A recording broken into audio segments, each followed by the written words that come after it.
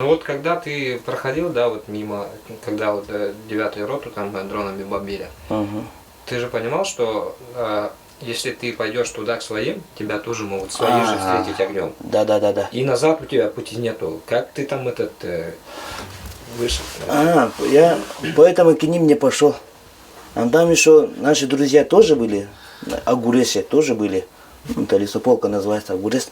Там тоже наши были, которые боевые товарищи, да. Я им тоже не пошел специально, потому что у меня весь грязи был и... Безопознавательно, да? А вдруг не узнают, типа на меня тоже огонь откроет, да. Поэтому я решил сразу откатиться на Угледаре, там, где мои командования, да. Мимо Агуреса я проходил, там еще я мертвых хохлов нашел, и этот брошенный блиндаж был хохолярский. Я не знал, что это брошенный. Сначала пришел, там мотоцикл стоял, я мотоцикл проверил, а там ключей не было, бензина было. Но хотел завести, но потом решил не завести, потому что щель слишком большой будет, да. Лучше потихоньку я пойду, да. Там еще блиндаж нашел, там боялся. Сразу гранатой, 2 граната я кидал и жду. Пустой был, слабый. Воды пытался искать там. Воды не было вообще. Целый блиндаж и воды не было. Там вот такой вода был в бутылке. Я попил. Там еще трупы там лежали. Потом я мимо прошел.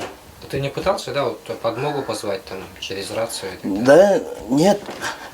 Короче, я в связи был, да. Он там, мой друг, боевой товарищ тоже, якут, да. Он говорит, ты где находишься? Я прямо сейчас к тебе приду, типа квадроциклом, да. Да, я в сердце войны, да, там.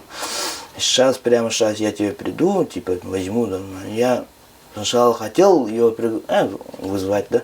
Потом решил, что не надо, потому что сель слишком большой будет. 2 человека на квадроцикле, они по-любому еще сильнее будут охотиться, да. Поэтому, да, лучше так не сделай, говорю. Я сам как-нибудь. А у меня батарейки заканчивались уже этому рацию, да. Я вам говорю, каждые полчаса по 2 раза стреляй, говорю, на Угледаре. В воздухе, типа, чтобы я не координату не... Потому что я ползком иду, трава такие высокие, я не знаю, куда идти, да.